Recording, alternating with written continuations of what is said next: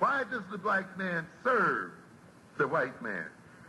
Why does everything the black man do benefit the white man? Why does the black man say freedom is doing what I want to do? And why is it that everything he wants to do enriches the European? Welcome to the desert of the real.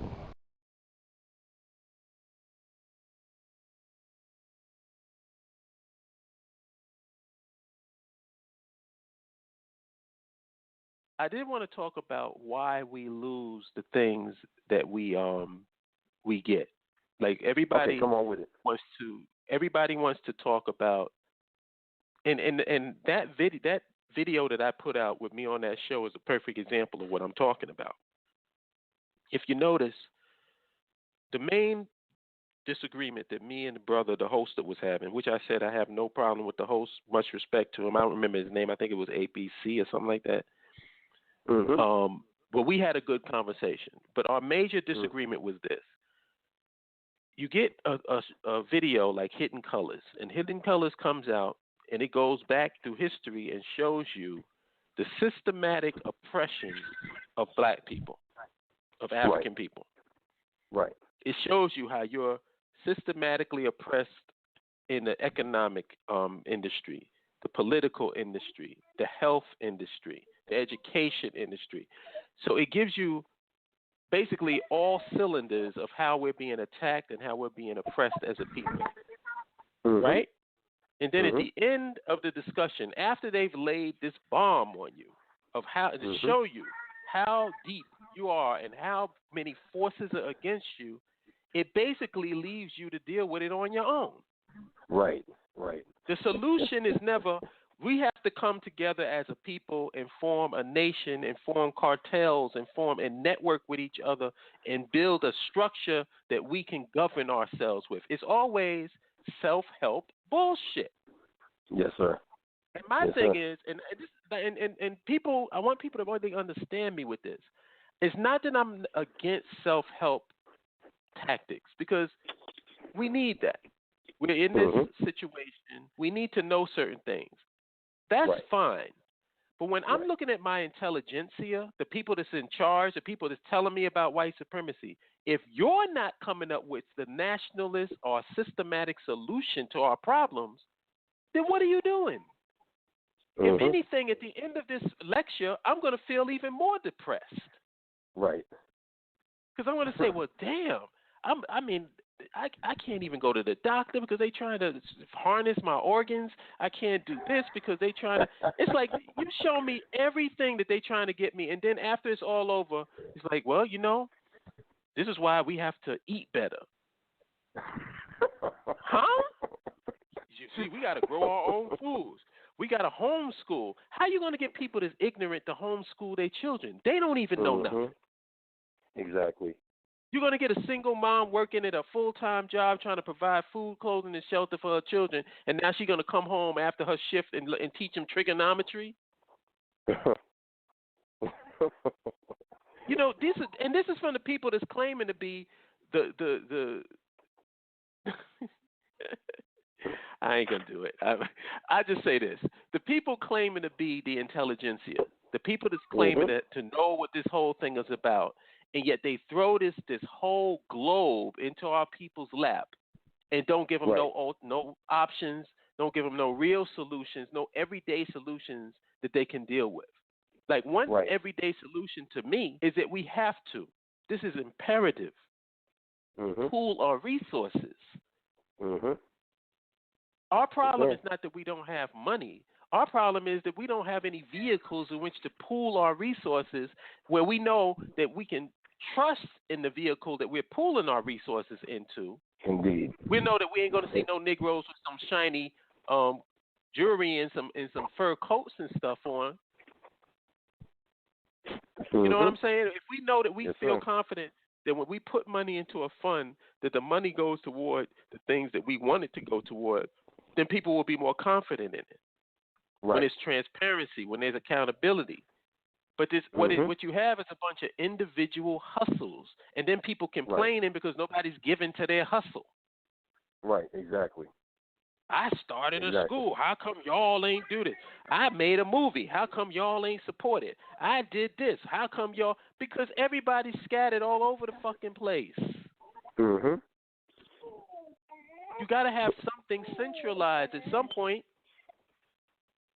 Because even people that say they talk about the new tactic of terrorism and guerrilla warfare and stuff like this.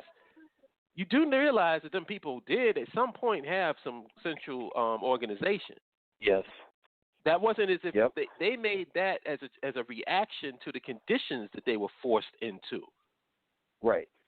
Right. Yep. That wasn't their ideal model. Do you think that I would be quite sure that these terrorist nations would love to have a Capitol building where they can do their business from instead of being inside of a freaking cave? Exactly. No, listen, this is why I have to cut in because there's a book out there that I draw on a lot of times. It's called The Utility of Force. It's a beautiful military, well, I'm not going to say it's beautiful, but for those of us who like to study military strategy and history, it's an excellent, excellent book. And in this book, it talks about guerrilla warfare. It talks about the beginning, the middle, and the ending stage of it. And what you find out is successful guerrilla warfare practitioners always become, they look like they're disorganized because they're fragmented, but they're very coordinated. Once they achieve their aim, they become just like the people that they just defeated. So in other words, once they achieve their aim, they become organized, centralized nation with a disciplined program and a disciplined agenda. So in other words, right. they're only practicing guerrilla warfare because they're outnumbered, but they want to be organized and they want to be centralized and they want to be unified. They just know that if they are centralized and unified, then basically they're going to be picked off and killed. I just think that I agree with you. A lot of times black people do want to invest in, because people, they hear me talk all the time, and they say things to me like, man, so where's this thing at that you're talking about? I'm like, yo, just go to, the BAIO link site, and I send them there. But what I find, though, brother, is a lot of times people is full of crap, because once you tell them exactly where to go, you know what I mean, and they see that we're talking about building a nation and not something that they can just, like, basically take a gift bag home from, that kind of makes their smile turn into a frown. They're like, oh, man, you telling me we got to do that? You know what I mean? So for me, I do agree that, I do believe that a lot of times, like, we'll listen to these videos and people will be like, I remember people hounding me for Hidden Color 3. Like, I had a whole bunch of them on deck. And I was like, what do you need this for? And they was like, oh, man, the Hidden Color 3 is that fire. I said, that's really what you're getting out of this? You want me to bring you that fire? That's exactly what it's all about. Yes, sir. That's exactly what it's all about, brother. I want to speak to that, because it's so funny that you segued to that, because that's the next thing I want to talk about. Please the cult of personality. Mm-hmm. And we've had it within the BAIO. How many times have you had people to come on in the BAIO, gangbusters, and then they done with the whole organization? Right. And I've heard that before. I've seen it before. Like, even in things outside of BAO, you have like a movement going on. And there may be one person in that movement that the person doesn't like. So what do? They unjoin from the movement, because they're not really principled people. Indeed. They don't even know what principles mean. What they are is they following individuals, they following personalities, and that's why, like I said, I always get people questioning me. It's like, bottom line, and this is not me bragging, but this is just the reality of the situation. I don't need, if a nation is not formed, I'm going to have a pretty good life. Right. Just because I made sure that I took care of myself and I did what I had to do on a personal level.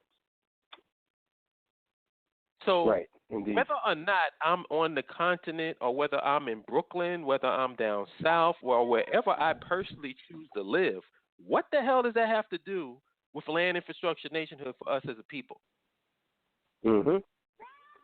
But see, if you're going to base your involvement in the BAIO on what Holip is doing, then you might as well quit now. Right. because you're not principled.